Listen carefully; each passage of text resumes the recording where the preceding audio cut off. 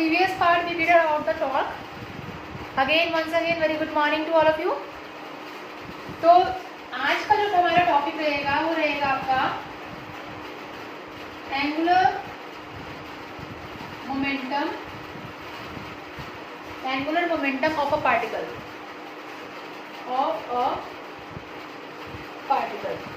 ठीक है। किसी भी पार्टिकल का हमने क्या निकालना है बेटा, एंगुलर मोमेंटम निकालना है। क्या निकालना है हमें? Angular momentum.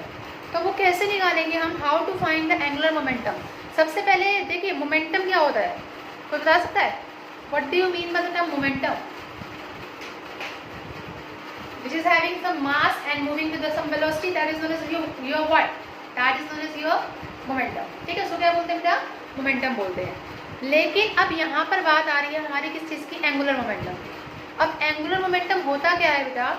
एंगुलर मोमेंटम होता है कि आपका, उसको हम डिनोट करते हैं एल से। किससे डिनोट करते हैं बेटा? एल से। किससे डिनोट करते हैं? एल से। देखिए हमने क्या कंसिडर किया, एक पार्टिकल कंसिडर कर लिया, उस पार्टिकल का मास कितना है? एम है, और लीनियर मोमेंटम हमने क्या मान लिया उसका? P. P is known as the linear momentum. और वो किस पोजीशन से है? ओरिजिन से आर पोजीशन से है। जैसे मैंने कल आपको बताया था 2x आपका डायमेंशन, और यहाँ पे एक पार्टिकल रखा है पी पोजीशन पे, उसका मास कितना है? एम, और मोमेंटम कितना है उसका? पी। ठीक है, और ओरिजिन से कितने डिस्टेंस पे रखा है वो? आर डिस्टेंस पे। कितने डिस्टेंस पे है हमारे पास? आर डिस्टेंस पे। तो एंगुलर मोमेंटम होता है आपका L vector is equal to are vector cross P vector. जैसे टॉर्क होता है, टॉर्क होता है आपके पास r vector cross s vector. Similarly we are having the angular momentum that is L is equal to are cross p. It means जब कोई object क्या करेगा?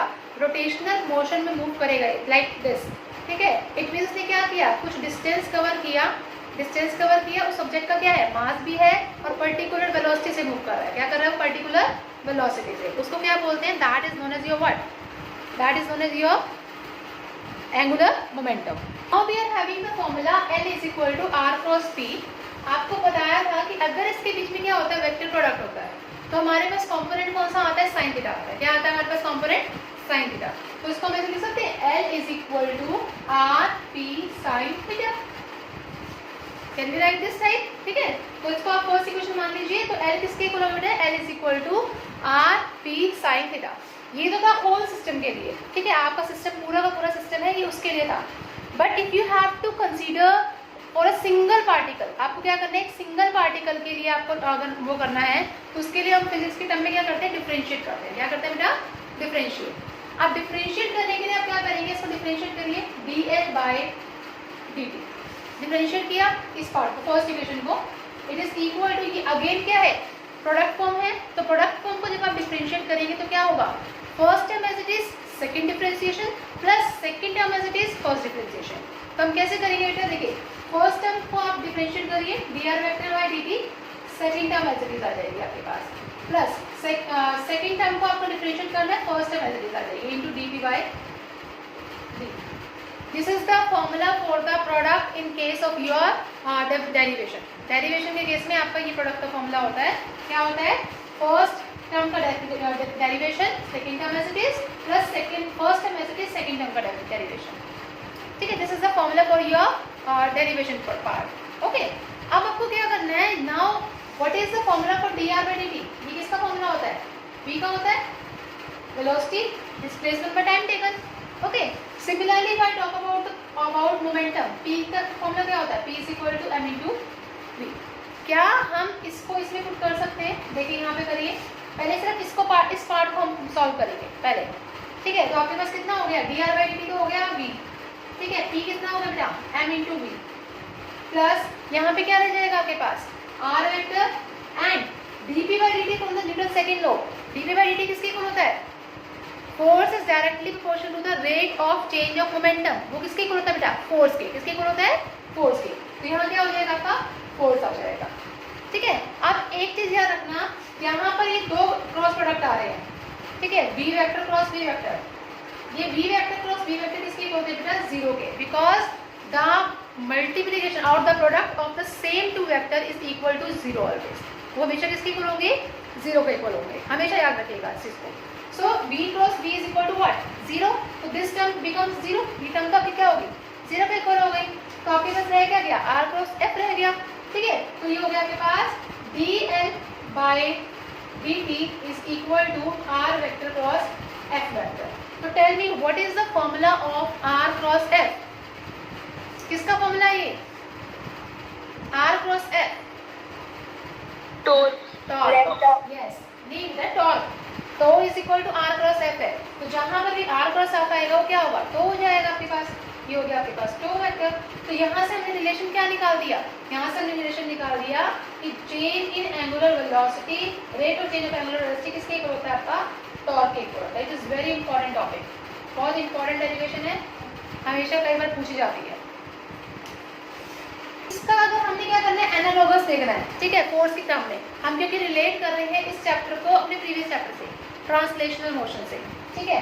तो टॉर्क के प्लेस पे क्या आता है? आपका एफ आता है, it is equal to D by D T of Newton second law से क्या था? F is equal to what? D P by D T. तो इट मीन्स अगर आपका लीनियर मोशन होता, ट्रांसलेशनल मोशन होता, तो एफ किसके इक्वल होता? D P by D T के। लेकिन अगर आपका रोटेशनल मोशन है तो वहाँ एफ के प्लेस पे क्या आएगा? टॉर्क, और वो टॉर्क किसके इक्वल होगा? D L by D T. ठीक है, this is your formula of torque and this is the formula of your force. तो आप इसको एनालॉगस शो कर सकते हो कि rotational motion and translational motion में हमारे पास क्या क्या चीज आती है। Any problem up to here to anyone? No? In the next case, we will have to find the relation of torque and angular momentum for the system of particle. Okay, हमने एक पार्टिकल के लिए हमने दिखा दिया कि torque किसके equal होता है? D L by D T के। लेकिन अब हमने सिस्टम ऑफ पार्टिकल्स के लिए दिखाना है कि टॉर्क किसके इक्वल होगा, ठीक है। देखिए नेक्स्ट टॉपिक आपका क्या है? Torque and angular momentum for system of particles, for system of particles। System of particles के लिए हमने क्या निकालना है? टॉर्क और एंगुलर मोमेंटम का क्या निकालना है? रिलेशन निकालना है। अब कैसे निकालेंगे इसके रिलेशन को? अब देखिए हमने एक सिस्टम ऑफ पार्टिकल के लिए माना था एक है, ठीक है, लेकिन अब हमारे पास क्या है? इसके अंदर बहुत सारे सिस्टम ऑफ पार्टिकल्स है। सपोज करें इधर भी है, इधर भी है, इधर भी है, मतलब हर जगह आपके पास क्या है? सिस्टम ऑफ पार्टिकल्स है। तो जहाँ पर भी आपका सिस्टम ऑफ पार्टिकल्स लाइन कर जाएगा वहाँ क्या होगा? आपके पास बहुत सारे एंगुलर मोमेंटम होंगे, हर किसी का एंगुलर मोमेंटम होगा, हर कोई जो है पर्टिकुलर वेलोसिटी से मूव करना शुरू करेगा, है ना। तो आपके पास हमने सिस्टम ऑफ पार्टिकल के लिए क्या कंसिडर कर लिया? एन पार्टिकल्स के लिए हमने ले लिया L vector is equal to L1 vector plus L2 vector plus L3 vector up to so on Ln vector. कि हर एक पार्टिकल का एंगुलर मोमेंटम क्या है? L1 L2 L3 up to so on Ln, ठीक है। तो मैं इसको सिंपल समेशन की फॉर्म में लिख सकती हूँ। समेशन लिख दिया I is equal to 1 to n, और ये कितना हो गया बेटा? Li, ठीक है। वाई आपने टेकिंग Li, देखिए अगर I की वैल्यू को 1 पुट करेंगे तो L कितना आएगा? L1। समेशन साइन है तो प्लस आ गया साइड साथ में। If I is equal to 2 then it is becomes L2। If I is equal to 3 it becomes L3 and if I is equal to n तो आपके पास यहाँ I के plus में क्या आ गया? n आ गया। देखिए just I am writing that term in the form of your summation form. Okay, तो ये आपके पास क्या हो गया? एल की टर्म होगी in the form of your summation, ठीक है। अभी हमने देखा प्रीवियस टॉपिक में कि एल वेक्टर किसके इक्वल है? R vector cross P vector के। अगर आपके पास आई टर्म है तो हम क्या लिखेंगे? एल आई किसके इक्वल हो जाएगा? R vector cross P I vector, ठीक है। तो इट मीन्स क्या हम यहाँ से बोल सकते हैं कि L किसके इक्वल हो गया? Summation of R I cross P I vector. यहाँ से करिए, यहाँ ऊपर देखिए L वेक्टर किसके इक्वल हो गया? यहाँ पे करिए summation of I is equal to 1 to n, in place of Li I am writing R I vector cross P I vector. Just मैंने ये लिख दिया R I cross P I vector, ठीक है। अभी हमने एक रिलेशन निकाला था टॉर्क और एंगुलर मोमेंटम का। What is that relation? Torque किसके इक्वल था? dl बाई dt के इक्वल था ना, है ना। तो अगर मैं यहाँ से करूँ तो क्या था हमारे पास? dl बाई dt के इक्वल था। तो is equal to dl by dt। अब हमारे पास l क्या है? I टर्म के लिए है, तो इसको भी यहाँ पे पुट कर देते हैं d by dt of summation I is equal to 1 to n Li, ठीक है। और dli बाई dt किसके इक्वल था? टॉर्क के इक्वल था। तो क्या ये समेशन ऑफ तो I के इक्वल नहीं हो जाएगा? तो टॉर्क किसके इक्वल हो गया? समेशन ऑफ टॉर्क I के इक्वल हो गया, मीन्स बहुत सारे अगर एंगुलर मोमेंटम है तो टॉर्क भी क्या लगेंगे, बहुत सारे लगेंगे इसके ऊपर, ठीक है। अब where torque is equal to, torque किसके इक्वल था, where torque is equal to are vector cross F vector, torque किसके इक्वल होता है, R vector cross F vector. लेकिन आई टर्म की बात कर रहे हैं तो यहाँ R I into F I, क्योंकि सिस्टम ऑफ आई पार्टिकल्स है, R I cross F I हो जाएगा, ठीक है। तो यहाँ पे वैल्यू पुट करिए, टॉर्क किसके इक्वल हो जाएगा, summation of R I vector cross F I vector, I is equal to 1 to n, ठीक है। अब मुझे एक चीज़ बताइए, जब सिस्टम ऑफ पार्टिकल्स है, इसके अंदर बताया था मैंने, इसके अंदर बहुत सारे सिस्टम ऑफ पार्टिकल्स हैं, ठीक है, फोर्स एक्सर्ट कर रही है इस n पार्टिकल्स के ऊपर। अब मुझे एक चीज़ बताइए कि जो फोर्स लगेगी वो इंटरनल और एक्सटर्नल दोनों फोर्स लगेंगे, सिर्फ और सिर्फ इंटरनल फोर्स लगेगी। ये सिस्टम ऑफ पार्टिकल्स है बहुत सारे, ठीक है, एक सिस्टम के अंदर है। तो मुझे एक चीज़ बताइए, क्या सिस्टम के ऊपर बाहर से ही फोर्स लगेगा, अंदर से ही फोर्स लगेगा या नहीं लगेगा, ये बताइए।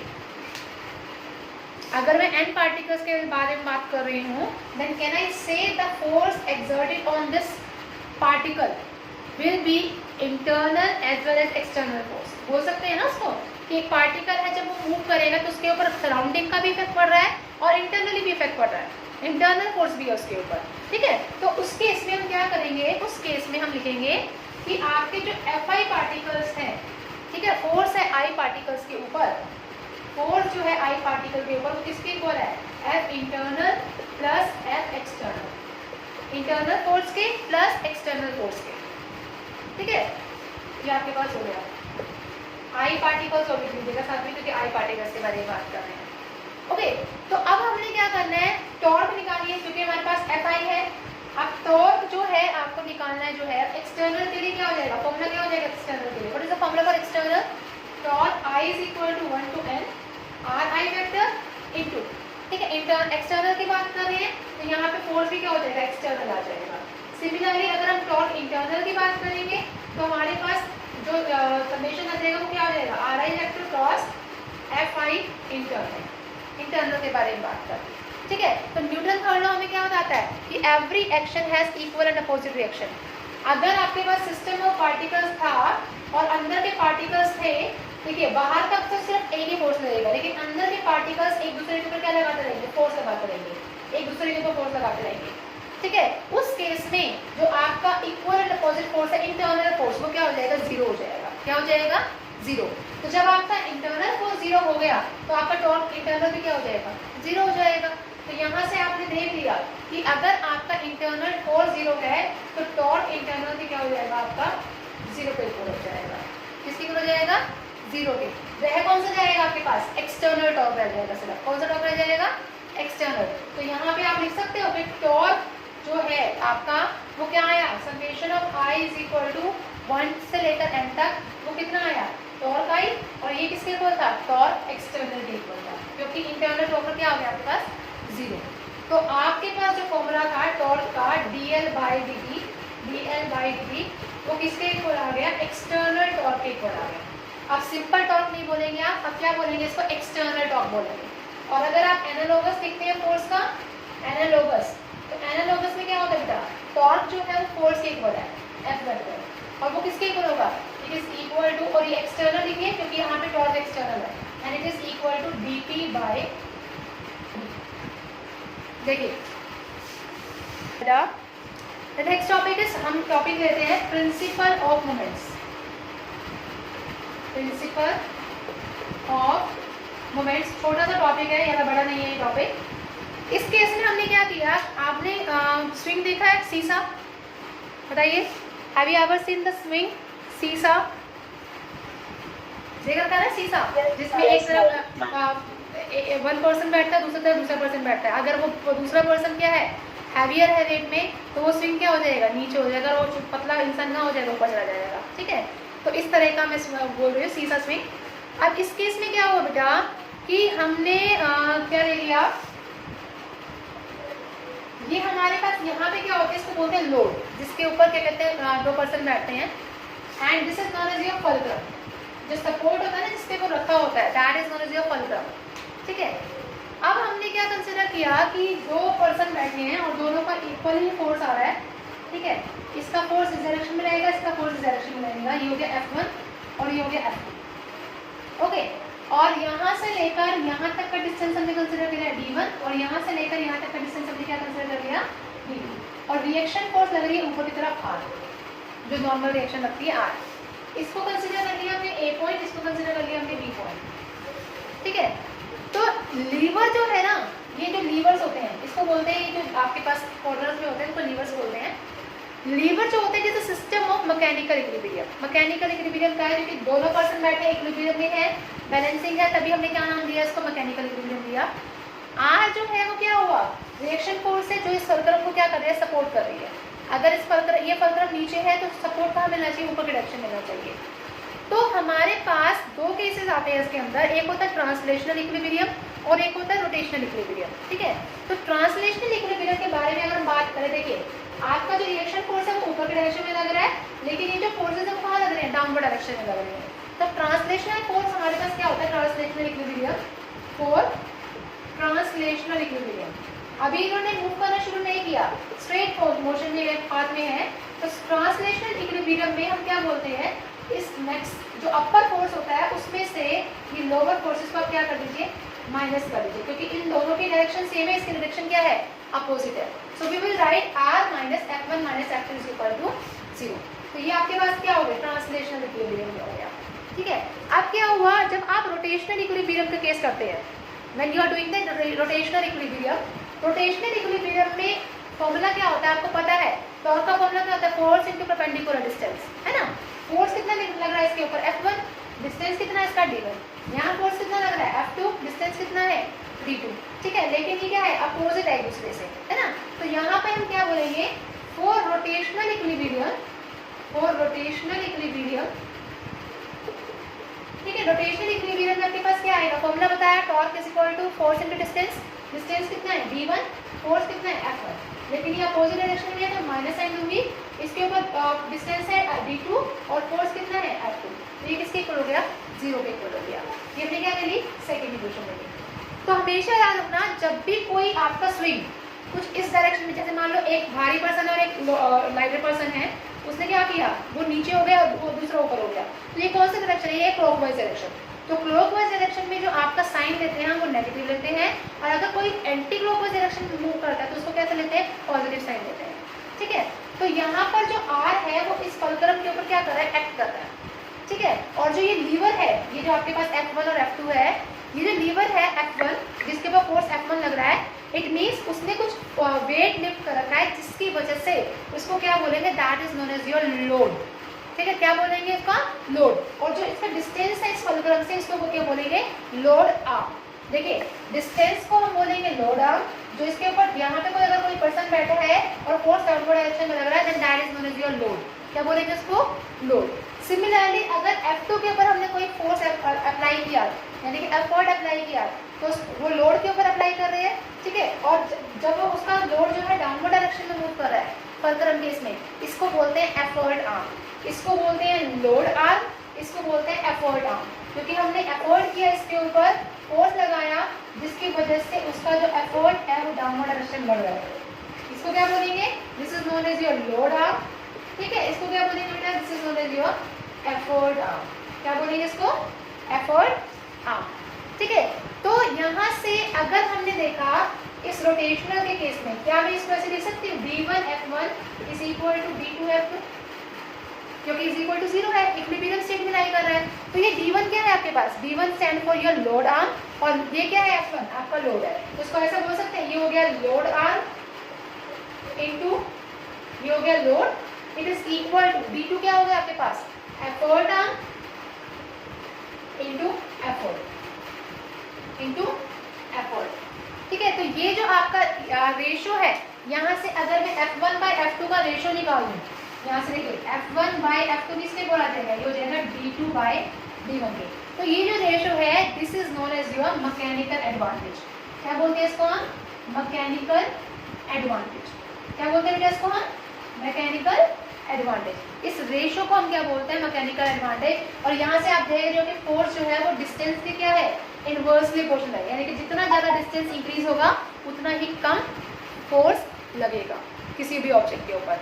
डिस्टेंस इंक्रीज फोर्स कम, डिस्टेंस इंक्रीज फोर्स कम, एक चीज़ बताइए, अगर वो फॉलक्रम मान लीजिए वो जो स्विंग होता है उसका जो सेंटर पार्ट होता है वो कॉर्नर में आ जाए, तो जिस तरफ फोर्स ज़्यादा होगा उस तरफ क्या हो जाएगा, नीचे छूट जाएगा ना वो झूला, है ना। तो ये जो चीज़ है that is known as your. So this is all about today's topic. If you find any of the difficulty in our today's topic, then you can comment me, or you can comment on the email ID that is ledclasses@gmail.com। और साथ में बेटा मैं आपको बोलना चाहूँगी कि thank you so much कि आप लोगों ने इतना सपोर्ट किया, इतना लव दिया हमें, and you care for us, ताकि हमें क्या मिलते रहे, मोटिवेशन मिलता रहे और आप तक हम वीडियो पहुँचाते रहें। तो ये सिर्फ और सिर्फ आपके सपोर्ट की वजह से है, बिकॉज अगर आप लोगों का सपोर्ट नहीं होता तो शायद हम इतने आगे तक नहीं आ पाते। तो once again thank you so much. Please हो सके तो इस वीडियो को लाइक करिए, सब्सक्राइब करिए और शेयर करिए जितना हो सकता है। Thank you.